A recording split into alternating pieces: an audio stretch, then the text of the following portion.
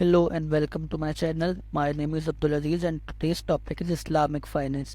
तो Islamic finance basically क्या होता है, उसके अंदर कोई इंटरेस्ट का एलिमेंट शामिल नहीं होता। मतलब उसके अंदर इंटरेस्ट शामिल हो ही नहीं सकते कि सूद तो अल्लाह ताला से जंग का नाम है। तो इसका जो एलिमेंट है उसको हटाने के लिए इस्लामिक फाइनेंस बना है। इसके अंदर आप दूसरी चीज़ क्या होती है कि आप कोई हराम प्रोडक्ट्स में भी ट्रेड नहीं कर सकते। जैसे कि आपका अल्कोहल का बिजनेस हो गया, अब आपने समझो आप चाहते हैं कि आप अल्कोहल की फैक्ट्री लगाने के लिए फाइनेंस लें, तो आप वो इस्लामिक फाइनेंस के ज़रिए नहीं लेते, आपको वो इंटरेस्ट वाला फाइनेंस ही जो नॉर्मल फाइनेंस से सब करते हैं डेट वाला, वही फाइनेंस से आपको लेना होगा। जैसे अल्कोहल हो गया या पिक्स का मतलब वो जो होता है बिजनेस होता है वो आप नहीं कर सकते। इसके अलावा कसिनो वगैरह हो गया, जुआ हो गया, ये सब हराम होता है इस्लाम में। तो आप उन सब प्रोडक्ट्स की या उन सब से रिलेटेड कोई भी चीज़ आप इस्लामिक फाइनेंस के अंदर नहीं कर सकते। जिस इस्लामिक फाइनेंस में एक और चीज़ क्या होती है कि इसके अंदर प्रॉफिट और लॉस शेयर होते हैं। मतलब उसके अंदर ऐसा नहीं होता कि मतलब बैंक को कुछ मिलेगा ही नहीं, क्योंकि बैंक का तो कोई फ़ायदा ही नहीं, तो बैंक तो कभी इंटरेस्टेड ही नहीं होगा ये काम करने के लिए। तो इसके लिए इसके अंदर ये होता है कि बैंक को भी फ़ायदा हो सकता है, बैंक को भी नुकसान हो सकता है, और हमें फ़ायदा हो सकता है या हमें भी नुकसान हो सकता है। तो इसके अंदर दोनों दोनों का फ़ायदा या दोनों का लॉस हो सकता है, जिसके अंदर हमें एथिकल बिहेवियर रखना बहुत ज़रूरी है। इसके अंदर टोटल से मुतालिक मतलब जो FM और AFM है, F9 और P4, उनसे रिलेटेड ये 7 चीज़ें हैं नॉर्मली जो पूछी जाती है इस्लामिक फाइनेंस में। सबसे पहली जो होती है वो होती है मुराबहा। मुराबहा वो होता है क्रेडिट। क्रेडिट मतलब आपने जाके लोन ले लिया कंपनी से। सपोज आपने जाके ख़रीदनी है गाड़ी, तो आपने बैंक को बोला कि मुझे आप लोन दे दो। तो बैंक क्या करेगा, अब आपको लोन नहीं देगा, मतलब कैश नहीं देगा, ना उस पर इंटरेस्ट चार्ज करेगा। बैंक डायरेक्ट जाएगा, गाड़ी खरीद के आएगा, आपको दे देगा फिक्स प्राइस पे। मतलब उस पर अपना प्रॉफिट रख लेगा। लेकिन वो मतलब क्या करेगा, बैंक क्या सुजुकी के पास 25 लाख की ऑल्टो खरीदी, आपको 30 लाख की बेच दी। अब आपको क्या करना है, आपको तो क्रेडिट पे नहीं है, मतलब आपको बैंक को बाद में पैसे देने हैं ना, वो 30 लाख देने पड़ेंगे आपको 25 लाख नहीं। वो बैंक अपना प्रॉफिट रख रहा है मतलब, और आपको बाद में उसको देने होंगे। तो क्रेडिट पे बैंक ने खुद एसेट खरीद के आपको दे दिया, अपना प्रॉफिट रख के, आपको कैश नहीं मिला कहीं से भी, तो आप इंटरेस्ट नहीं दोगे उस पर। सेकंड जो हमारी चीज़ है वो है मुदारबा। मुदारबा आप ऐसे कह सकते हो इक्विटी फाइनेंस। इक्विटी फाइनेंस क्या होता है, वही BOD होता है, एक होता है शेयर होल्डर। अब BOD क्या करता है, शेयर होल्डर की वेल्थ के लिए काम करता है, उसके बदले उसको सैलरी मिलती है और शेयर होल्डर अपना पैसा लगाता है, कंपनी चलाता है। इसके अंदर जो मेन किरदार होता है वो होता है रब्बुल माल और मुदारिब। तो अब रब्बुल माल जो होता है वो होता है शेयर होल्डर जो अपना पैसा लगाता है। मुदारिब जो होता है वो क्या होता है, वो बोर्ड ऑफ डायरेक्टर्स होते हैं जो जो कंपनी को रन करेंगे। मतलब उसमें उनका कोई रिस्क नहीं होगा, उनको बस अपनी सैलरी से ताल्लुक है। कंपनी डूब जाए तो उनको सैलरी नहीं मिलेगी बहुत से बहुत, लेकिन उनका कोई कैश का नुकसान नहीं होगा। लेकिन रब्बुल माल के पास सारा रिस्क किसके अंदर, रब्बुल माल का होगा, क्योंकि उसने कैश मतलब अपना सारा पैसा उसने लगाया है। फिर जो तीसरी चीज़ आती है वो होता है मुशारका। मुशारका ये होता है, मुशारका में आप कह सकते हो ये एक पार्टनरशिप की तरह होता है। जैसे मुदारबा, जो अपना मुदारबा था उसके अंदर क्या होता था कि इक्विटी फाइनेंस होता था कि सारा रब्बुल माल को सारा रिस्क उठाना पड़ेगा। इन मुशारका का मीनिंग ना मतलब मिल के काम करना। तो इसके अंदर क्या हो गया, रब्बुल माल और मुदारिब दोनों दोनों दोनों ही मिल के बिजनेस करेंगे, दोनों ही कंपनी चलाएंगे, और प्रॉफिट एंड लॉस भी दोनों में डिस्ट्रीब्यूट होगा। इजारा, इजारा आप ऐसा कह सकते हैं आम जबान में जो होता है लीजिंग होता है।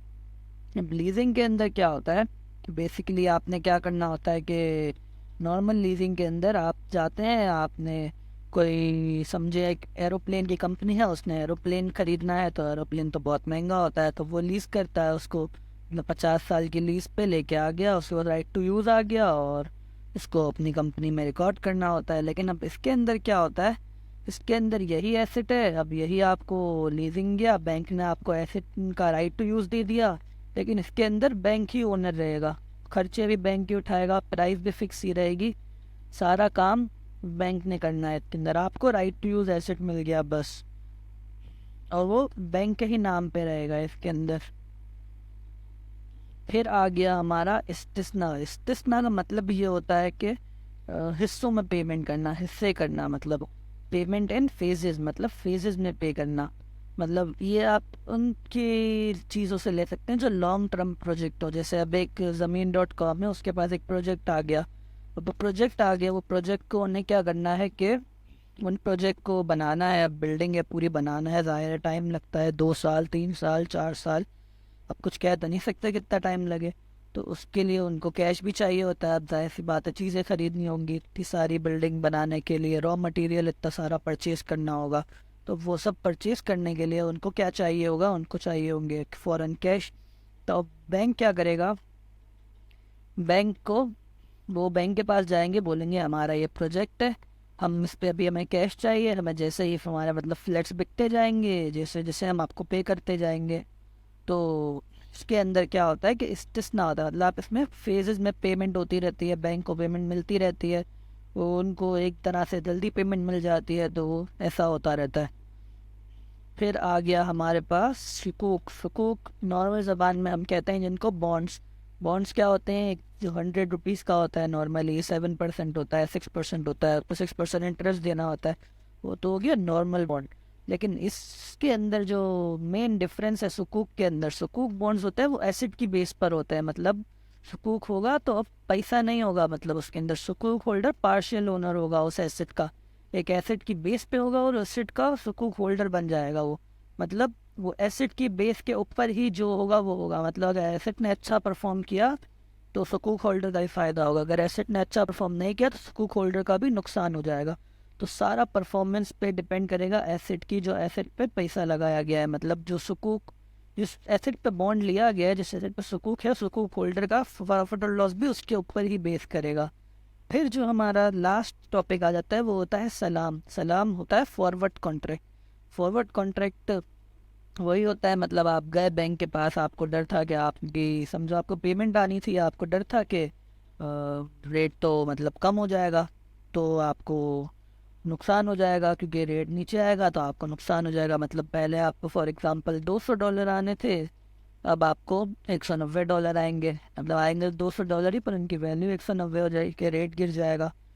तो तो अब आपको क्या कराते थे, आप जाते थे बैंक के पास, बैंक बोल रहा था हमें फीस लेंगे और आपको ये फॉरवर्ड कॉन्ट्रैक्ट, आपका कॉन्ट्रैक्ट लॉक्ड हो जाएगा रेट, और बस आपका यही मिलेगा जो मिलेगा।